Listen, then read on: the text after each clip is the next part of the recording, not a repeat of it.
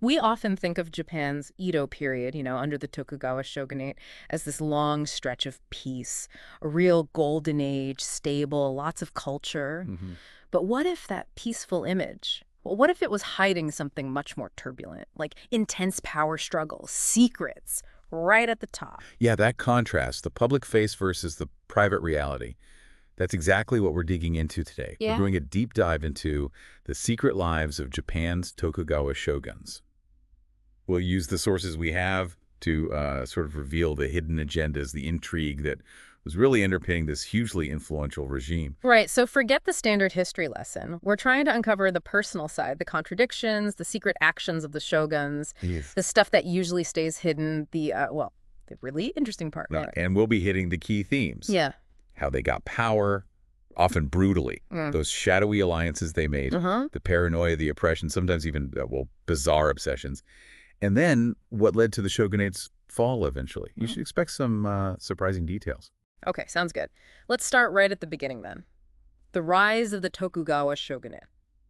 Tokugawa Ieyasu, the first shogun. Publicly, he's seen as this brilliant unifier, right? Ending the Sengoku period, the warring states. Yeah, that image of Ieyasu, the unifier, is, well, it's strong. But our sources show his rise was less about just winning battles Oh. and more about calculation, ruthlessness even, a long game of political maneuvering. His genius wasn't just military, it was manipulating people and situations for decades. So the Battle of Sekigahara in 1600, that's usually seen as the moment. It was absolutely pivotal, yeah. Oh. But the real insight is seeing the groundwork he laid before that. Ah, okay. Think about his early alliances, like with the Toyotomi clan. It seemed like partnership, but really, it was a step towards his own power. A way to sideline rivals from the inside. Precisely. And his patience, Mm. just outliving key opponents. Plus, all those secret deals with other warlords. It shows how his public moves often hid his real goals. So even after he establishes the shogunate, it wasn't like smooth sailing, Yeah, peace on the surface, but underneath, still looking over his shoulder. exactly right. The sources really emphasize this. Outward stability, sure, but the shogun's court, a constant hive of political maneuvering. Who are the threats? Potential ones, anyway. Disenfranchised samurai, maybe people in the imperial court who didn't like the shogunate's power grab, and later, foreigners. Hmm. So to handle all that, the Tokugawas used, well, hidden methods. Spy networks, assassinations if needed, those strategic political marriages. Right, to neutralize enemies before things blew up. Exactly. Solidify power quietly. Okay, that leads nicely into these dark alliances. Let's talk Ieyasu and the Christian missionaries. His early tolerance.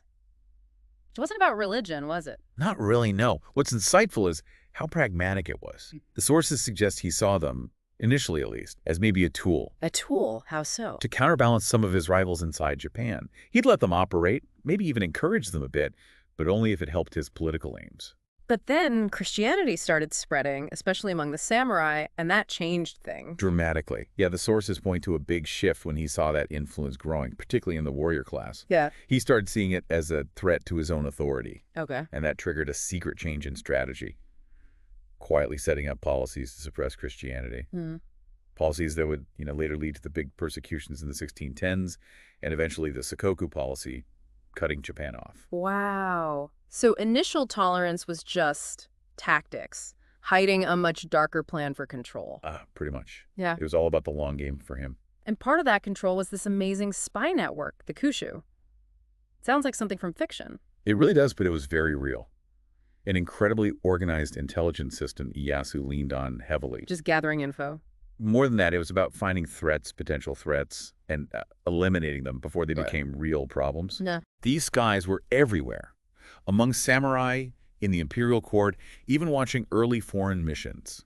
This network was vital for keeping the Tokugawa grip on power for what, over 200 years? Like an invisible hand. Okay, so let's move to his successor, his son, Hideyotada, inheriting all that power. Didn't exactly make him relax, did it?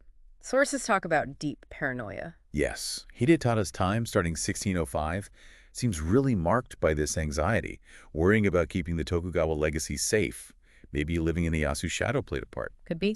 But yeah, constant fear of challenges, assassination plots, any hint of rebellion. And that led to another secret police force, the Metsuke. That's right. The Metsuge were specifically tasked with watching potential enemies. Officially, it was about protecting the regime. But But The sources suggest Hidetada's paranoia meant things got extreme, cruel even, including harsh treatment within his own family if he suspected disloyalty. It created this atmosphere of fear, right at the top. And this is also when the Christian persecution really ramps up, right? That big 1614 crackdown. The sources say the sheer brutality wasn't common knowledge. Which is chilling. The secret nature of it under Hidetada. Yeah. Yes, there was a public decree outlawing Christianity, but the extent of the violence. Like what? Widespread arrests, torture, really gruesome executions, crucifixion, burning, even burying people alive, all that was deliberately kept quiet. Ooh. The regime actively suppressed the information. It adds to that dark legacy we mentioned. It just shows the lengths they'd go to crush perceived threats and how hard they worked to control the story, keep up that image of being, well, benevolent rulers. Then comes Iemitsu, the third shogun. He seems to dial up the oppression even more. Isolationism, that harsh hostage system. Iemitsu is definitely shown as extremely authoritarian. The Sakoku Edict of 1635, cutting Japan off, that's well known. Right. But the hostage system for the daimi's, the big feudal lords, that reveals a really dark side. How did that work exactly? Forcing the lords to keep their wives and kids in Edo, the capital, basically prisoners. It was pure coercion to guarantee their loyalty. Wow. That must have caused incredible resentment. Deep resentment, yeah, but they had to hide it completely to avoid, severe punishment. Really highlights the climate of fear he ruled with. And our sources mention his personal life being kind of mysterious. Rumors about women from lower classes, scandal, that must have been top secret in that society. Oh, absolutely. Society back then put huge importance on public honor, moral behavior, especially for rulers. Any hint of deviation, scandalous, potentially destabilizing. So these rumors about Iemitsu's, let's say, off-the-books relationships and alleged scandals, they hint at a private life totally clashing with the stern public image he projected. Those secrets would have been guarded fiercely.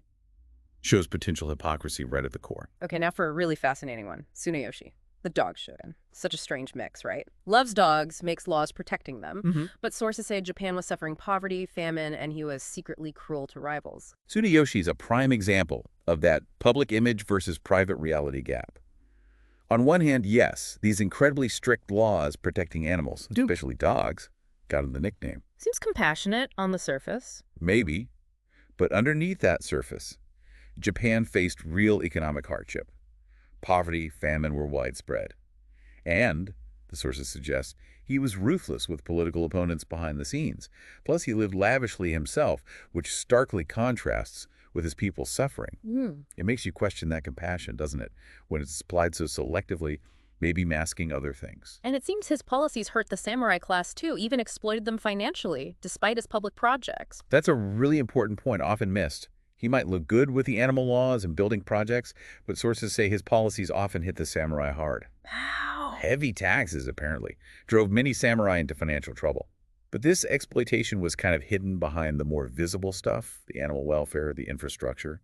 Suggests maybe a calculated way to manage public opinion while squeezing a key group. Okay, fast forward to the end. The last Tokugawa shogun, Yoshinobu. The Meiji Restoration is looming. Even then, secret struggles were happening. Absolutely. By the mid-1800s, the pressure on the shogunate was immense. Internal problems, foreign powers pushing hard. Right. Yoshinobu made some public moves towards modernizing Japan, but our sources show he was also working covertly, trying to keep Tokugawa power somehow in this changing world. Oh. Secret talks with Western powers, the ones pushing for trade.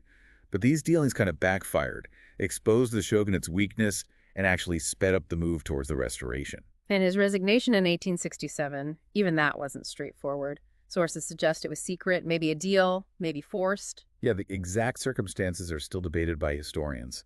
Our sources lay out the main theories. One, maybe a secret deal with imperial factions to protect his family's future in the new Japan. Okay. Or two, maybe he was essentially forced out by Western powers looking after their own interests in the transition.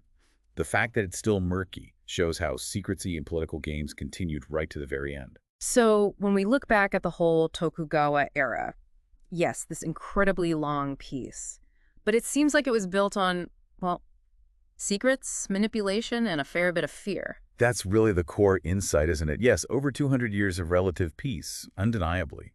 But how they maintained it. Our sources show it often involved methods that were anything but peaceful or open. Secrecy, political games, sometimes outright coercion. These were key tools in their toolbox. And those specific examples really pop. Ieyasu using Christianity tactically, then suppressing it brutally but quietly under Hidetada. Himitsu's hostage system, just wow.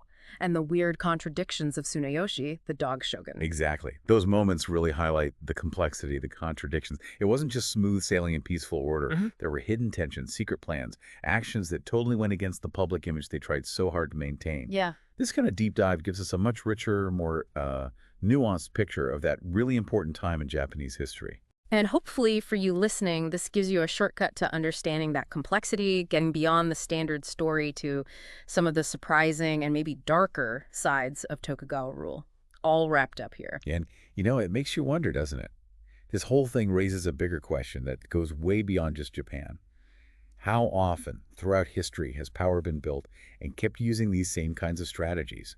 Secrecy, manipulation, carefully crafting a public image to hide a messier, sometimes unsettling private reality. It's a pattern you see again and again, really. Something to think about.